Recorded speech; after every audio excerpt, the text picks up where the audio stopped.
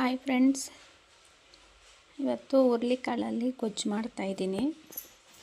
ಈ ಜ್ವರ ಬಂದುಬಿಟ್ರೆ ಬಾಯೆಲ್ಲ ಒಂಥರ ಇದ್ದರೆ ಇದನ್ನು ಮಾಡಿ ತಿಂದ್ಕೊಂಡ್ರೆ ಸೂಪರಾಗಿರುತ್ತೆ. ಇದಕ್ಕೇನೇನು ಬೇಕಂದರೆ ಈರುಳ್ಳಿ ಹಾಕ್ಕೋಬೇಕು, ಆಮೇಲೆ ಸ್ವಲ್ಪ ಬೆಳ್ಳುಳ್ಳಿ, ಹಸಿಮೆಣ್ಸಿನ್ಕಾಯಿ, ಹಸಿಮೆಣ್ಸಿನ್ಕಾಯಿ ಇದ್ದರೂ ತೊಗೋಬೋದು ಇಲ್ಲಿ, ಆಮೇಲೆ ಕೊತ್ತಂಬರಿ ಸೊಪ್ಪು, ಆಮೇಲೆ ಒಂದು 4ರಿಂದ 5 ತನಕ ಒಂದು ಟೊಮೊಟೊ ತಗೊಳ್ಳೋಣ, ಹುಣಸೆ ಹಣ್ಣು ಒಂದು ಸ್ವಲ್ಪ.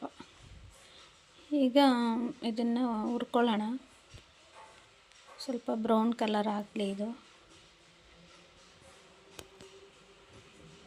ನೋಡಿ, ಈ ಥರ ಹುರ್ಕೊಂಡು ಕಲರ್ ಚೇಂಜ್ ಆಗಬೇಕಿದು. ನೋಡಿ, ಇದು ಆಗಿದೆ ಇವಾಗ. ಈಗ ಇದನ್ನು ಸ್ಟವ್ ಆಫ್ ಮಾಡ್ಕೊಂಡು ಪಕ್ಕಕ್ಕೆ ಇಡೋಣ.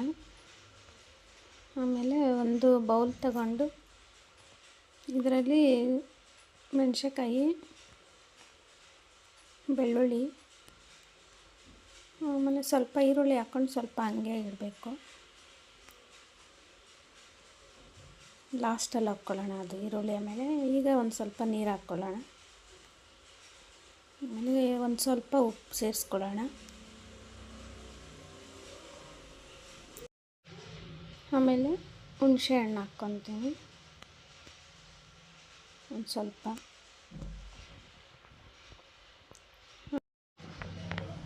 ಈಗ ಒಂದು ಕುಕ್ಕರಲ್ಲಿ ಹುರುಳಿಕಾಳು ಹುರ್ಕೊಂಡಿದ್ವಲ್ಲ ಇದನ್ನು ಹಾಕ್ಬಿಡೋಣ. ಆಮೇಲೆ ಇದಕ್ಕೆ ನೀರು ಸ್ವಲ್ಪ ಹಾಕ್ಕೊತಾ ಇದ್ದೀನಿ. ಆಮೇಲೆ ಒಂದು ಸ್ವಲ್ಪ ಉಪ್ಪು ಹಾಕ್ಕೊಳ್ಳೋಣ. ಈಗ ಇದರ ಬೌಲಲ್ಲಿ ಹಾಕಿದ್ವಲ್ಲ ಎಲ್ಲನೂ, ಇದರೊಳಗಡೆ ಇಟ್ಬಿಡೋಣ, ಕುಕ್ಕರ್ ಒಳಗಡೆ. ಈಗ ಇದಕ್ಕೆ ಟೊಮೊಟೊ ಎಲ್ಲ ಸೇರಿಸ್ಕೊಳ್ಳೋಣ.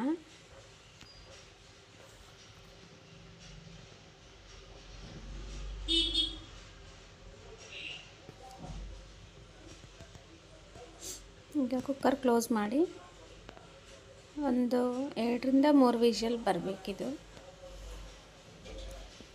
ಹುರುಳಿಕಾಳು ಬೇಯಬೇಕಲ್ಲ, ಅದಕ್ಕೆ ಒಂದು 3 ವಿಷಲ್ ಬಂದರೆ ಸಾಕು. ನೋಡಿ, ಈಗ ನೋಡಿ ಓಪನ್ ಮಾಡ್ತಾಯಿದ್ದೀನಿ. ಇದನ್ನೆಲ್ಲ ಸಪ್ರೇಟ್ ತೆಗೆದುಬಿಡೋಣ. ಈ ನೀರೆಲ್ಲ ಸಪ್ರೇಟ್ ಮಾಡಿಕೊಂಡು ಹುರುಳಿಕಾಳು ಸೈಡಿಗೆ ತೆಗಿಬೇಕು.